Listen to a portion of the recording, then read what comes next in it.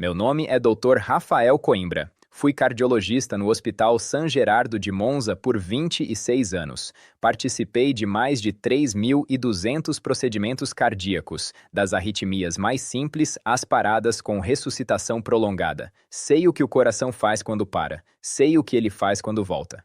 E sei, ou pensava que sabia, o que ele nunca, sob nenhuma circunstância fisiológica documentada, poderia fazer sozinho. O que medi naquela madrugada de outubro de 2006 destruiu essa certeza. Não falo disso há 18 anos. Minha esposa sabe de parte. Meus filhos não sabem de nada. O que Carlo Acutis me disse antes de morrer, não em confissão, foi depois, com os olhos abertos e a voz clara, plantou uma semente que ficou enterrada dentro de mim durante quase 2 décadas.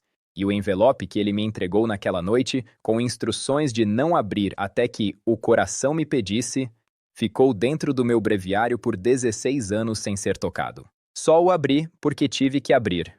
Porque o que aconteceu comigo no dia 23 de março de 2022, no 4º andar deste mesmo hospital, me deixou sem escolha. Carlo havia escrito aquela data. Carlo havia escrito aquele andar. E havia escrito meu nome. 18 anos calei. Esta noite conto tudo. Cheguei à cardiologia pela morte do meu pai. Ele morreu de infarto aos 53 anos enquanto eu cursava o 2º ano de medicina em Milão. Decidi naquele dia que ia entender o coração por dentro. 26 anos depois, entendia. Ou assim achava. Minha relação com a fé era simples. Não existia. Não sou antirreligioso, nunca fui hostil. Simplesmente nunca vi evidência que justificasse convicção. Em casa, a única coisa que colocava na parede era o ECG emoldurado do primeiro paciente que ressuscitaria no internato, uma mulher de 61 anos que chamava Giovanna. Em outubro de 2006, o chefe do departamento de pediatria me ligou às 23h40. Disse que tinham um adolescente com leucemia fulminante tipo M3 em choque séptico progressivo e que o coração estava apresentando comportamento elétrico irregular. Pediu que eu avaliasse. Não era incomum. Fui. O paciente se chamava Carlo Acutis. Tinha 15 anos. A ficha médica registrava febre de 39 graus e 7 décimos, contagem de blastos leucêmicos em 86% da medula, pressão sistólica em 72. Era um caso terminal em progressão. Vi os olhos dele quando entrei no quarto. Estava acordado, completamente lúcido. Me olhou com uma expressão que nunca esqueci. Não de medo, mas de uma calma que não combinava com nenhum estado clínico que eu conhecia. Coloquei os eletrodos para o eletrocardiograma. Ajustei o oxímetro no dedo dele e foi aí que notei. A temperatura da pele no precórdio, a região do peito sobre o coração, marcava 38 graus e 2 décimos no termômetro de superfície. Normal para um paciente febril. Mas quando desloquei a sonda 2 centímetros para a esquerda, em direção ao ápice cardíaco, o termômetro registrou 38 graus e 8 décimos, 6 décimos acima, num raio de 2 centímetros. Pensei que a sonda tinha falhado. Calibrei. Heli. 38 graus e 8 décimos no ápice. 38 e 2 no externo. O gradiente persistia, mas eu ainda não sabia o que me esperava. Busquei explicação imediata. Miocardite localizada podia criar gradientes térmicos na superfície, mas não de 6 décimos em 2 centímetros. Seria um gradiente de 30 graus por metro, um valor que não existe na fisiologia cardíaca documentada. Peguei a segunda sonda, a reserva calibrada no início do turno. Repeti.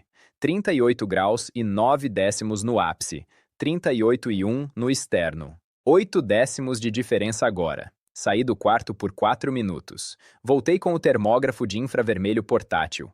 Equipamento de precisão, resolução de 0,1 graus Celsius. Escaneei o tórax inteiro de Carlo. O mapa térmico era impossível. O tórax todo registrava entre 38 e 38,3, uma zona uniforme de febre sistêmica. Mas sobre o ápice cardíaco, exatamente sobre o ápice, numa área de aproximadamente 3 centímetros de diâmetro, havia uma concentração de 39 graus e 4 décimos.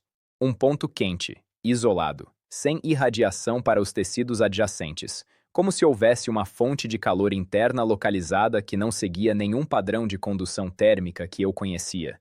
Chamei a enfermeira-chefe do turno, Mirella Fontana, 22 anos de UTI pediátrica.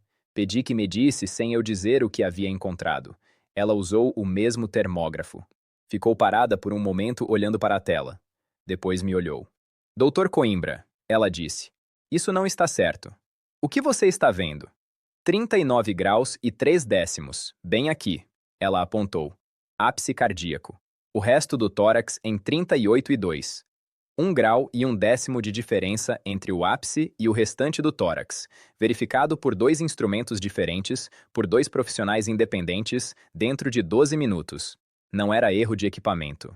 Não era variação individual. Era um dado que não cabia na fisiologia que eu estudei. Saí para o corredor, encostei na parede. Minhas mãos não estavam tremendo. Fui treinado para não tremer, mas havia algo no estômago que eu só consigo descrever como vertigem intelectual. A sensação de que o chão debaixo de uma premissa básica tinha cedido. Voltei ao quarto. Carlo estava olhando para o teto. Virou o rosto quando entrei. Disse, em italiano simples, sem esforço. Você encontrou algo que não entende. Não era uma pergunta. Disse que sim. Ele assentiu levemente. Depois me perguntou se eu tinha fé. Disse que não. Ele disse, tudo bem. Não precisa ter fé agora. Só precisa medir direito. Fiquei em silêncio. Então ele disse, vou te dar uma coisa. Não abra até que o coração te pedir. Você vai saber quando. Pegou da mesa de cabeceira um envelope branco, fechado, dobrado ao meio.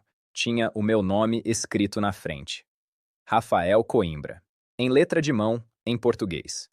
Fiquei sem palavras. Não havia me apresentado a ele. A enfermeira Mirella confirmou depois que ninguém havia dito meu nome completo na presença do paciente. Guardei o envelope no bolso interno do jaleco. Não abri. Na manhã seguinte, voltei ao quarto para um novo monitoramento. Eram 6 horas e 40 minutos. Carlo estava dormindo. A temperatura de superfície do ápice cardíaco marcava 37 graus e 6 décimos. A temperatura do restante do tórax marcava 37,2. O gradiente havia caído para 4 décimos. Às 14 horas, fiz uma terceira medição. Ápice, 37 graus e 1 décimo. Tórax geral, 36 graus e 9 décimos. 2 décimos de diferença, dentro da margem de variação normal para a termometria de superfície. 14 horas antes, havia sido 1 grau e 1 décimo. O gradiente havia desaparecido progressivamente, numa curva de decaimento que não correspondia a nenhuma resolução inflamatória que eu conhecia. Rápida demais, localizada demais, sem medicação intervencionista cardíaca de espécie alguma. Levei os dados para o Dr. Enrico Tasselli, chefe do Departamento de Biotelemetria, que havia trabalhado 4 anos no Instituto Nacional de Metrologia de Turim. Mostrei os 3 conjuntos de medições. Ele ficou olhando por um tempo longo. Depois disse, se estes dados são precisos, o único modelo que explicaria esse gradiente de decaimento seria uma fonte endógena de energia metabólica altamente localizada, o que seria, clinicamente, absurdo num tecido miocárdico comprometido por sepse. Mas os dados são precisos, eu disse. Ele não respondeu. Carlo Acutis morreu no dia 12 de outubro de 2006, às 2 horas e 30 minutos. Leucemia fulminante tipo M3. Tinha 15 anos. O envelope ficou no bolso do jaleco naquela noite. No dia seguinte, passei para o breviário, num envelope plástico de proteção. E lá ficou. Nos meses que se seguiram, tentei encontrar uma explicação. Consultei 3 artigos sobre termogênese localizada em tecido cardíaco. Nenhum descrevia gradientes de superfície superiores a 0,3 graus Celsius em área menor que 5 centímetros quadrados. Escrevi ao Departamento de Física Médica da Universidade de Pádua com descrição anônima do caso. A resposta foi uma pergunta sobre se os instrumentos tinham sido calibrados. Disse que sim. Não houve resposta adicional. Em 2008, um colega me enviou um artigo de jornal sobre Carlo Acutis. Um menino de Milão que havia criado uma exposição itinerante documentando mais de 160 milagres eucarísticos de todo o mundo. O mesmo menino que havia morrido no San Gerardo. Eu sabia quem era. Guardei o artigo com um envelope. Em 2013, soube pelo noticiário médico que um menino brasileiro de Campo Grande, chamado Mateus, havia sido curado de uma malformação pancreática rara após a família rezar em frente ao túmulo de Carlo Acutis em Assis. Os registros médicos da cura foram submetidos ao Vaticano. 12 especialistas independentes, incluindo 2 não católicos, não encontraram explicação médica para a regressão completa da malformação. Li o dossiê completo. Li as 12 opiniões periciais. Li os exames de imagem antes e depois. Não havia explicação médica para o que havia acontecido com Mateus. Tirei o breviário da gaveta. Olhei para o envelope. Não abri. Em 2018, decidi ir a Assis. Não fui por fé. Fui porque precisava fechar um círculo intelectual que havia ficado aberto há 12 anos. Queria ver o túmulo. Queria ver a exposição dos milagres eucarísticos que Carlo havia documentado. Queria entender quem havia sido aquele menino que sabia meu nome antes de me conhecer. A exposição itinerante, a Eucaristia, minha autoestrada para o céu, estava instalada na Basílica Inferior de São Francisco de Assis. 163 casos documentados de anomalias em hóstias consagradas em 42 países entre os séculos VIII e XXI. Cada painel com fotografia, data, localização, análise histológica ou testemunho verificado. Fiquei 3 horas dentro da exposição. O que me deteve não foi a fé, foi a metodologia. Carlo havia documentado cada caso com a disciplina de um pesquisador. Fonte primária, data, localização geográfica precisa, resultado de análises laboratoriais quando disponíveis, cadeia de custódia das evidências. Tinha 15 anos quando terminou o trabalho.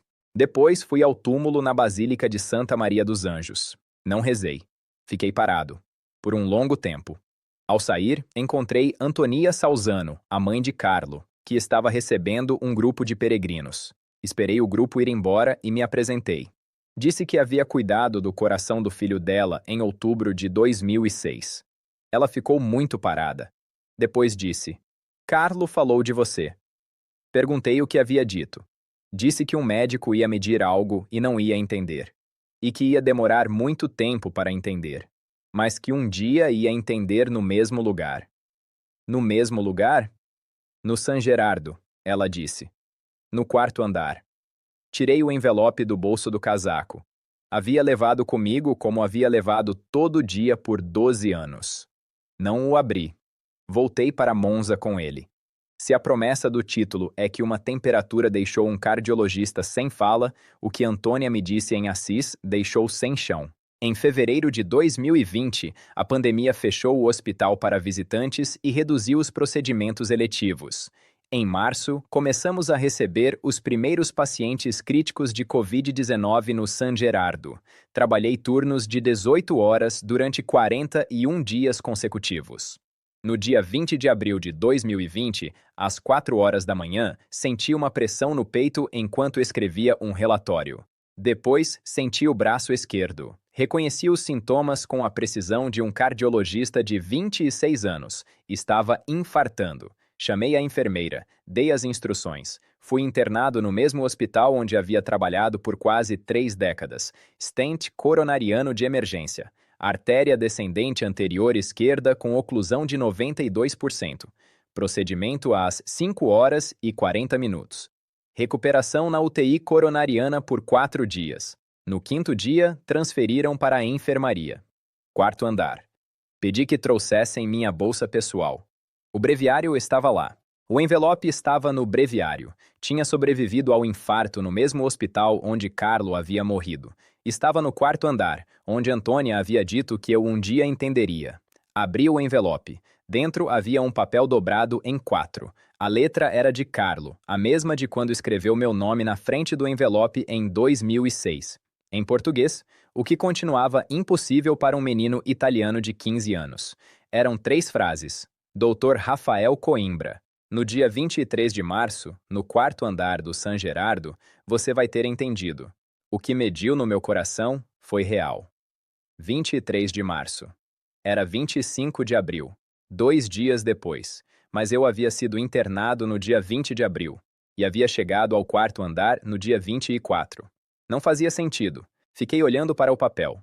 Na manhã de 23 de março, o médico responsável pelo meu acompanhamento pós-infarto, Dr. Luca Martinelli, entrou no quarto para a revisão dos exames. Sentou-se, abriu o prontuário.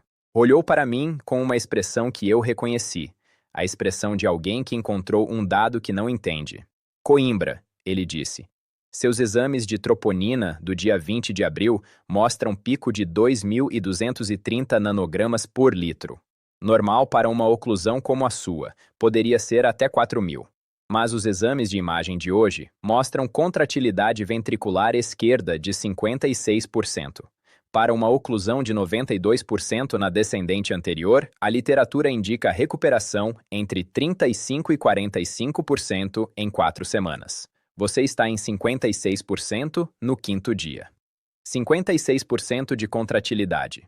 O valor esperado seria entre 35 e 45.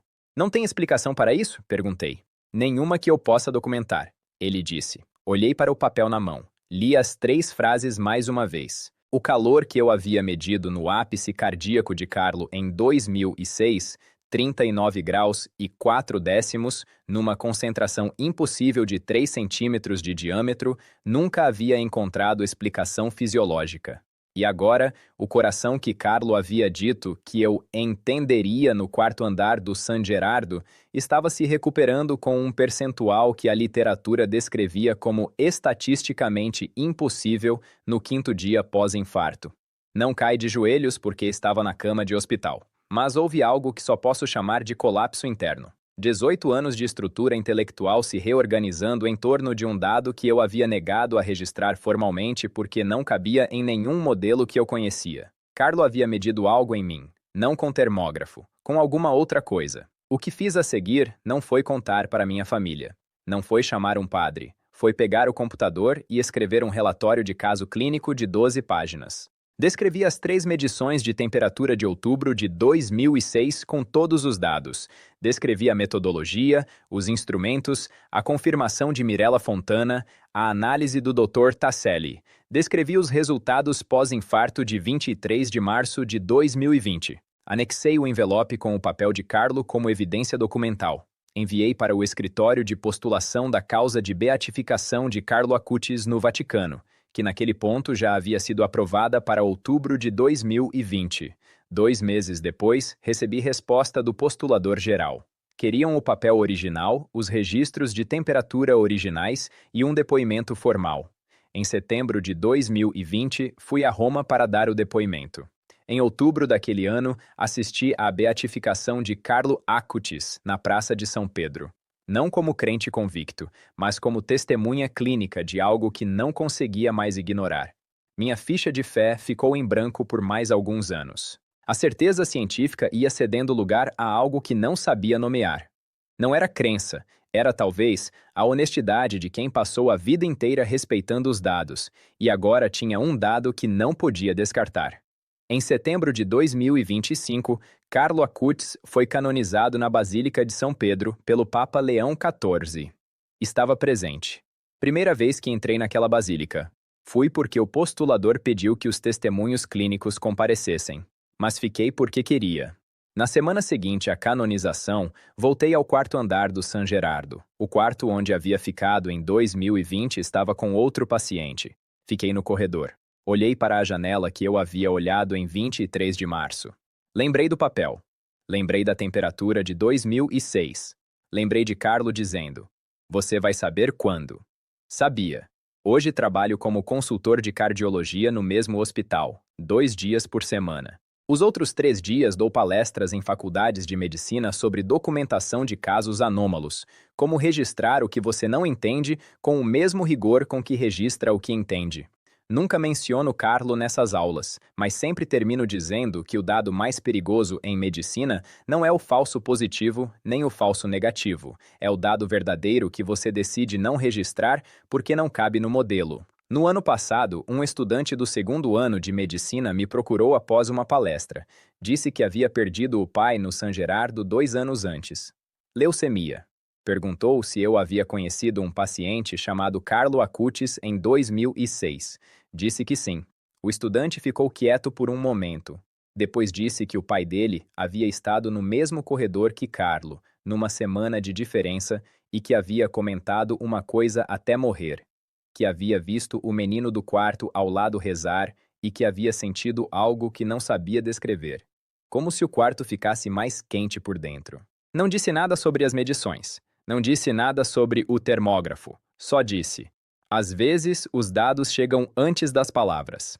O menino do quarto ao lado que rezava era Carlo Acutis. O calor que o pai daquele estudante sentiu sem termógrafo, eu havia medido com precisão de 0,1 graus Celsius, 39 graus e 4 décimos, num raio de 3 centímetros sobre o coração de um menino que sabia meu nome antes de me conhecer, que escreveu uma previsão em português sendo italiano e que morreu aos 15 anos depois de documentar 163 anomalias em hóstias consagradas em 42 países. Sou um cardiologista. Passo a vida medindo o coração.